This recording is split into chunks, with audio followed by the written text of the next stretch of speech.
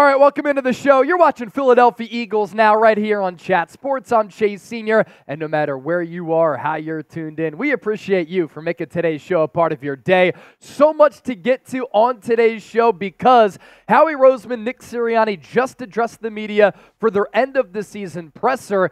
Is a new offensive system coming to Philadelphia? And is Vic Fangio going to be hired as Eagles defensive coordinator? We're tackling that and a whole lot more.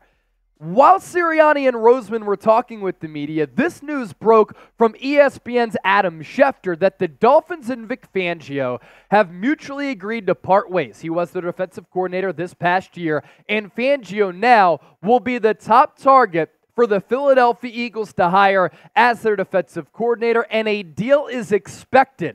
Miami is allowing Fangio to leave to be closer to his family in Pennsylvania. Fangio and the Eagles had an interest in working together in 2023, but the timing did not work out.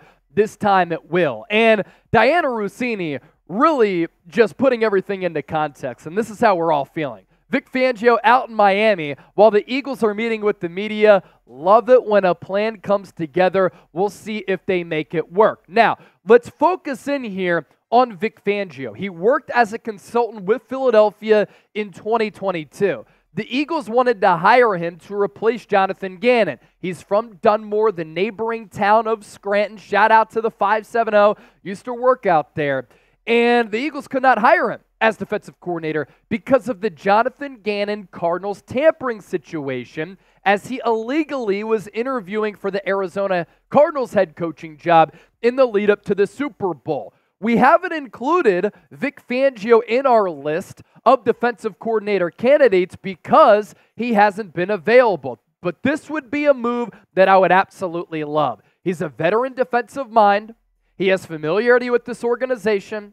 He's very, very aggressive. He can be the head coach of the defense, and he's done a great job of maximizing players, putting them in a position to succeed. We didn't see that this year with Sean Desai or Matt Patricia when Hassan Reddick was dropping back in pass coverage. And this Eagles team does have some really solid defensive players.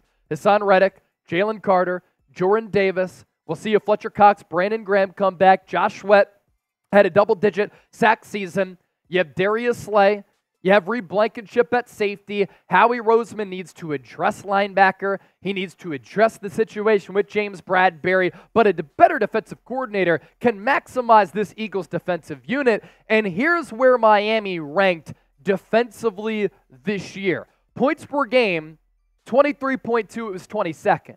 But they suffered so many injuries on that side of the ball. Opposing yards per game, number 11th. Points per play, number 24. Opposing yards per play, 9th. Third down percentage, 20th. Fourth down conversion percentage, 14th. Red zone, 26th. Not great, but again, so many injuries and a lack of personnel. Opposing touchdowns per game, 26th. But you look specifically at Miami against the run, number 11 in rush play percentage, number 8 in yards per rush, 12th in rushes per game, 7th in rushing yards per game, and 20th in rushing touchdowns per game. And then against the pass, opposing completion percentage, 22nd, yards per pass, 15th, passes per game, 19th, opposing passing yards per game at 15th, interception thrown percentage at number 16, but the sack percentage, number 2. And Philadelphia all year could not get after the quarterback, and with Vic Fangio, hopefully they're going to be able to do that. Please make sure you subscribe to the program anytime there's breaking news, anytime there's a big development that pertains to the Eagles. We cover it. We talk about it in a very informative, entertaining, and insightful way. So if you haven't subscribed to the largest independently run Eagles channel on YouTube, make sure you lock us in and you hit that subscribe button right now. Next, what I want to do is get to the takeaways from this Nick Sirianni, Howie Roseman end of the season press conference. There's certainly a lot to talk about. It seems as though a new offensive system is coming to the Eagles with fresh ideas, fresh concepts, and more of a modern offensive style. And this year, Nick Sirianni's offense became vanilla. It was mundane. It was predictable. The explosive plays were lacking. Brian Johnson didn't run the football enough. There wasn't a consistency within his play calling, and that's why the Eagles moved on. As for the decision for Brian Johnson to get fired, Nick Sirianni said, look, we evaluated things at the end of the year. We did what we thought was best at the time. Still believes that Brian Johnson is a great coach. He's going to have opportunities elsewhere. He's going to miss them. But he also added this, which is juicy, and it should have Eagles fans very, very excited. What we want to do as a team is grow, coming up with fresh ideas and doing things differently. And that's why we're moving on from Brian Johnson. We're going to bring in fresh ideas. The staff that's been with me has been together for 3 years, and we have to bring in a different perspective, a different offensive mindset.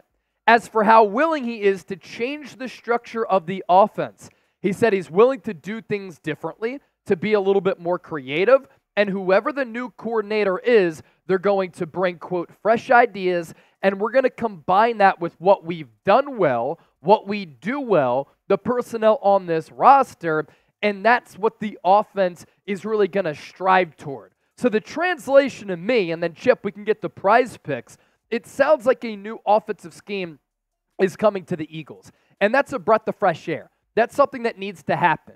The Eagles were 32nd in pre-snap motion.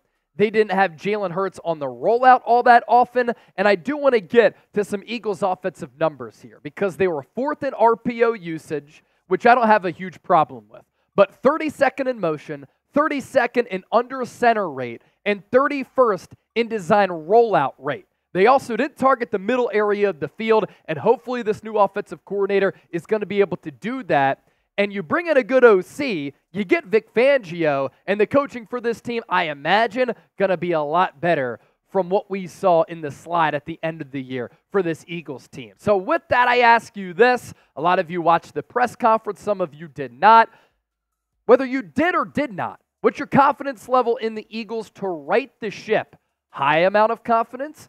Medium level or low? Type H, M, or L down below in the comment section right now. Today's Eagles Now is sponsored by Prize Picks, the largest independently run daily fantasy sports app in North America, and you can get a $100 deposit match at prizepicks.com/CLNS, and make sure you use the code CLNS as well. It's daily fantasy sports made easy. You pick 2 or more players. You choose more or less on their projected stat lines, and sometimes for people who know ball, these selections can get really easy. Like the picks that we like for the AFC Championship game here. Justin Tucker, outside of Jake Elliott, probably the best field goal kicker in the game. Let's go more than a field goal and a half made. The Kansas City Chiefs defense is very, very good. And then Travis Kelce, sometimes the Ravens can be susceptible to giving up a lot of yards to the tight end position, even though their linebackers are pretty good. Travis Kelce has been feeling it of late. Seems to be a lot healthier than he was earlier in the year. He's rejuvenated by this playoff berth. Let's go more than 64.5 receiving yards for Travis Kelce. Those are our picks for the AFC Championship game. You can make your picks or tell me at prizepicks.com/CLNS. Use the code CLNS. We'll put that link down below in the comment section and in the description of this video. So we continue to move forward with our takeaways from the Sirianni Roseman end of the year press conference. And it's so funny how the timing worked out because, of course, they were asked about defensive coordinator and what happened to Sean Desai, as well as Matt Patricia. And then the news breaks that Vic Fangio is expected to land in Philadelphia. As for defensive coordinator, Nick Sirianni, before the report came out, said we're looking for the best guy for the job, not harping specifically on a specific scheme. So he's not tied to a specific scheme offensively or defensively. I think that that's really big news here. He is willing to change his philosophy, to bring in fresh ideas, and that's what's needed for this Eagles team moving forward. Howie Roseman, sticking with the defense, was asked about addressing the linebacker position, and I didn't love the answer here because he didn't really say, we plan to go after that position group really hard this offseason. He said, we like Nakobe Dean. Unfortunately, he got injured. And then he also added, yeah, we lost 2 linebackers in free agency in TJ Edwards and Kaiser White. It was certainly hard to lose both of them, and we miss both of those players. He also said when you look back on tape, Zach Cunningham had a pretty good year. I get that Zach Cunningham had a pretty good year, and you tried to bring in Shaq Leonard. He's so clearly cooked. Nicholas Morrow cannot defend against the pass at all. My solution to the Eagles' defensive problems at linebacker: you signed Patrick Queen, great off-ball linebacker, never missed a game, really good instincts, flies around the field, a good off-ball linebacker, and it obviously depends on the scheme, and then you draft Jeremiah Trotter Jr., and that can be your linebacking duo for the foreseeable future. That's what I would do. On demoting Sean Desai, Sirianni did say that he went to Howie Roseman, and he said, this is what I'm thinking, and it was Sirianni's decision to do just that. As for Matt Patricia, he's not going to return to Philadelphia, and I agree with the decision. It's time to move on, but let's cut him some slack a little bit. Having Hassan Reddick drop back in coverage, idiotic. But, and Sirianni pointed this out, Patricia was trying to make things happen with the bad defense in Sean Desai's defensive scheme. It was too late in the year for Patricia to utilize his system. So Sirianni did admit he put Desai in a tough spot, as well as Matt Patricia. As for Sirianni talking about adjustments here, and I thought the media did a good job of asking him questions about this because he's been stubborn in his ways. He's a very confident guy, as we know. But Sirianni said there are things I'll be adjusting, but based on a 6-week stretch, you can't just overhaul everything because we have done things well here in Philadelphia. But some adjustments are needed. Jalen Hurts' role in moving on from offensive coordinator Brian Johnson. Sirianni kind of beat around the bush, and then somebody had to ask him about that again. He said the new coordinator is going to be heavily involved in bringing in a scheme to run for us to function, and that scheme has to be catered to our players and quarterback. Hurts will be aware of what the OC search is because Sirianni said, we discuss everything. So obviously you have to bring in an offensive coordinator who is going to be able to match his system to your $255 million quarterback. But also, as far as Jalen Hurts playing a role in Brian Johnson's firing, I did get the indication that Hurts obviously knew kind of what was happening, and he was a part of that decision. That's just my opinion and my read on the situation. I also want to say this for fans out there, and I think people have to realize this, and Howie Roseman pointed this out. Before the 1-6 stretch at the end of the year, the Eagles were 26-5. And it's very hard to do that in the National Football League. And I think that's a big reason why Sirianni is coming back.